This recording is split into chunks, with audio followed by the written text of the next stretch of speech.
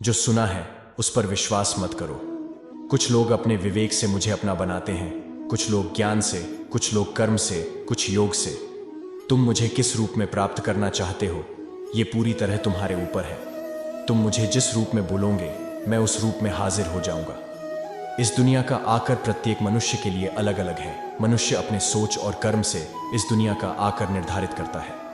गीता का सार यह है कि प्रत्येक प्राणी में विराजित ईश्वर को देखो और उसके अनुसार अपने कर्म करो। मृत्यु के समय आत्मा केवल देह को त्यागती है, अपना अस्तित्व नहीं। इसीलिए मृत्यु को लेकर कोई भय पैदा मत करो। जब मनुष्य सांसारिक विषयों के बारे में सोचता है तो आसक्ति आ जाती है। आसक्ति से इच्छा उत्पन्न होती है, इच्छा से वासना उत्पन्न होती है, वासना से क्रोध के बादल उमड़ पड़ते हैं। इसलिए ध्यान को सांसारिक विषयों से हटाकर कृष्ण में लगाओ। तुम मेरे प्रति सदा चौकस रहो, मेरी उपासना करो, अपने हर एक काम के लिए मेरा स्मरण करो।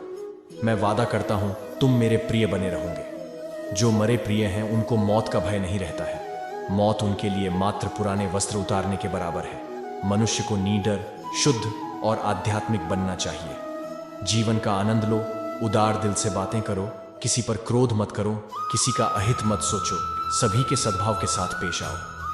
भगवद गीता हिंदू धर्म का सबसे महान ग्रंथ है। गीता ज्ञान, अंतर्दृष्टि और प्रतिभा से ओतप्रोत है। कर्म का नियम कहता है कि प्रत्येक घटना का एक कारण और प्रभाव होता है। समान रूप से किए गए कार्य के परिणाम अलग अलग हो सकते हैं।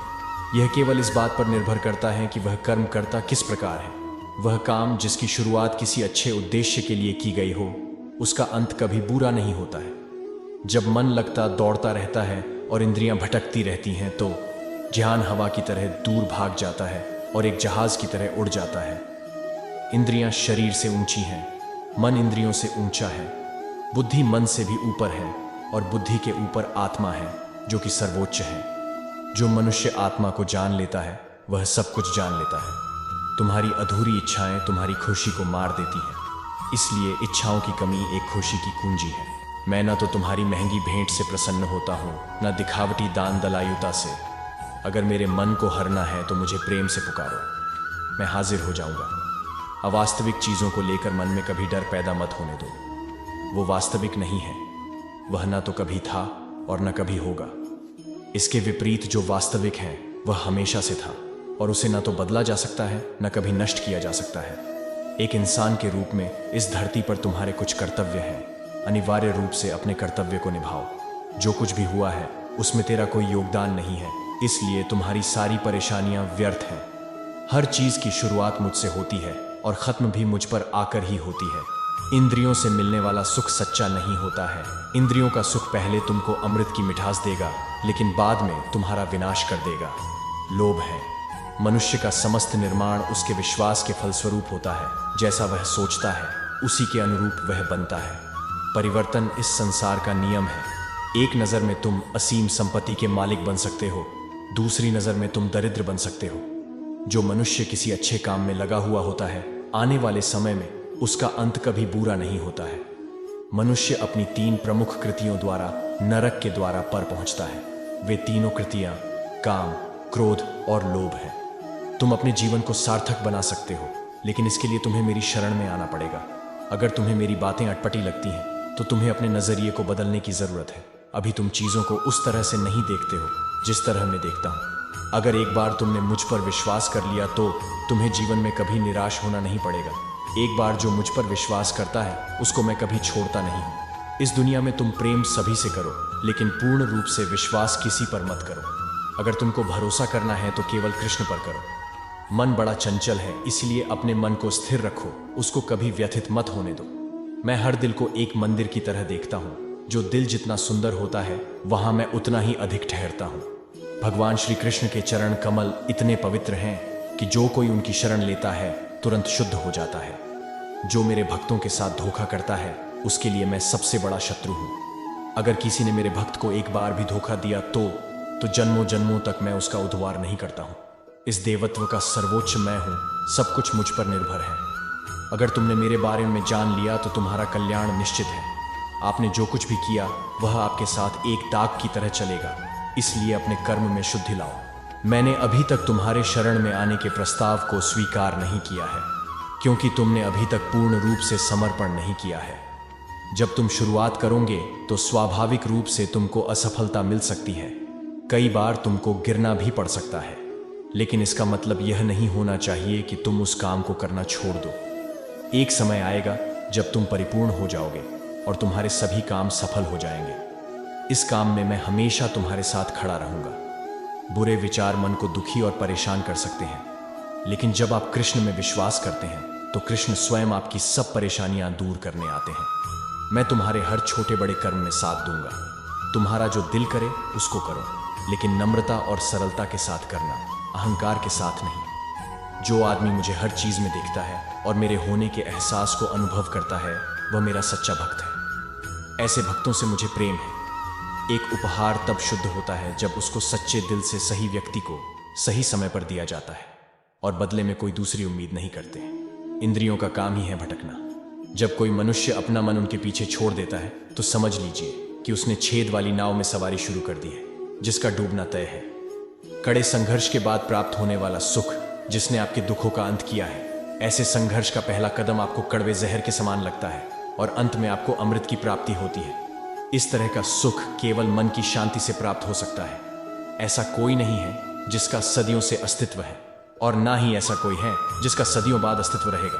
यहाँ कुछ स्थायी नहीं है। इस धरती पर आने के बाद आपका मुख्य उद्देश्य यहाँ से मुक्त होना है। केवल वही मनुष्य मुक्त हो सकता है जो अपने कर्मों में दृढ़ संकल्प के साथ स्थिर है और सुख दुहक को समान रूप से सहन करता है। वह सभी चमकदार वस्तुओं में प्रकाश के स्रोत के रूप में स्थित है। वह सभी प्रकार के अंधकार से परे और अव्यक्त है। वह ज्ञान का विषय है और वही ज्ञान का लक्ष्य है। वह सबके हृदय में विराजमान है। श्रीमद् भगवद गीता। जो मनुष्य अपनी आत्मा की बात सुन सकता है वह मुझसे बात कर सकता है और देख भी सकता है। तुम उसी को देख पाते हो जो तुम हो, और तुम वही जो तुम देखते हो।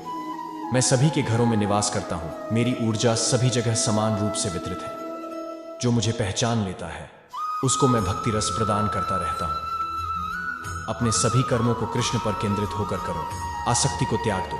सफलता और असफलता को एक समान दृष्टि के साथ देखो, क्योंकि आध्यात्मिकता का अर्थ ही होता है संभाव। वह मनुष्य जिसने घृणा को त्याग दिया, जो सभी प्राणियों के साथ समान व्यवहार करता है, जो सुख दुख और दर्द पीड़ा से अप्रभावित है, जिसके अंदर करुणा भरी हुई है और मन शांत है, उसने सही मायने में मुझे प्राप्त कर लिया है।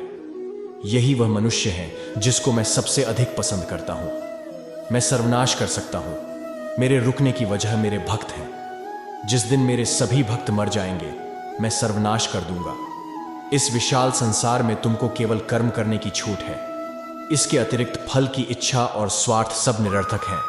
जो व्यक्ति अहंकार से मोहित होकर अपने कर्मों को अंजाम देता है, मैं उसके खिलाफ खड़ा होता हूं। ये सोचकर कभी किसी काम की शुरुआत मत करो कि इसका तुमको कोई फल मिलेगा। बिना किसी लालसा के कर्म करो। दुनिया का सबसे बड़ा पापी अगर समर्पण के साथ मेरी सच्ची उपासना करे तो मैं उसको भी शुद्ध कर देता हूँ। वे लोग जो केवल कर्म के फल की इच्छा से प्रेरित होते हैं वे अक्सर दुखी रहते हैं। तुम हमेशा के लिए यहाँ रहने वाले नहीं हो। तुम्हारा जीवन बहुत सीमित है। जो मनुष्य यहाँ आता है वह अपनी क्षमता को तलाशने के लिए आगे बढ़ता है। ये गलत नहीं है अगर तुम निस्वार्थ भाव से अपनी गति करते हो। जब किसी की चेतना एक हो जाती है तो उसकी सारी व्यर्थ चिंताएं पीछे छूट जाती हैं। फिर उसको किसी वजह की चिंता नहीं होती है। चाहे चीजें अच्छी हों या बुरी, वह सदा एक सा रहता है। स्वभाव के द्वारा निर्धारित कर्तव्य का पालन करने से कोई पाप नहीं होता है। हम वास्तव में कभी दुनिया का सामना करते ही नहीं हैं। यहाँ रहकर हम जो भी अनुभव करते हैं वे हमारी इंद्रियां हैं। जो लोग अपनी आत्मा से भली भांति परिचित हैं वे इंद्रियों पर पूरी तरह से नियंत्रण रखते हैं। संसार में जीवित रहने के लिए कर्म करते रहना चाहिए। अपने कर्तव्यों से दूर रहकर कर्म से बचने की कोशिश नहीं करनी चाहिए। तुम केवल अपने कर्म पर नियंत्रण कर सकते हैं। तुम्हारे कर्म के परिणाम का तुम दावा नहीं कर सकते। हारने का डर, असफलता का भय, कर्मों के साथ भावना जोड़ना सफलता की सबसे बड़ी बाधा है। ये विचार मन को अस्थिर कर आपकी क्षमता को लुटता है। अपने भूत की घटनाओं पर चिंतित होना व्यर्थ है। तुम ना तो अपने भूत को बदल सकते हो, ना अपने भविष्य की कल्पना कर सकते हो। तुम केवल चिंतित हो सकते हो, जो पूरी तरह से अर्थहीन है। मन को शिक्षित कर मनुष्य अपने सोचने के तरीके बदल सकता है और कोई भी कदम उठाना सीख सकता है। यह योग का केंद्रित सिद्धांत है। स्वार्थ से जुड़े कर्म आपको दुनिया में कैद करते हैं। व्यक्तिगत लाभ के बारे में नहीं सोचे और निस्वार्थ भाव से काम करें।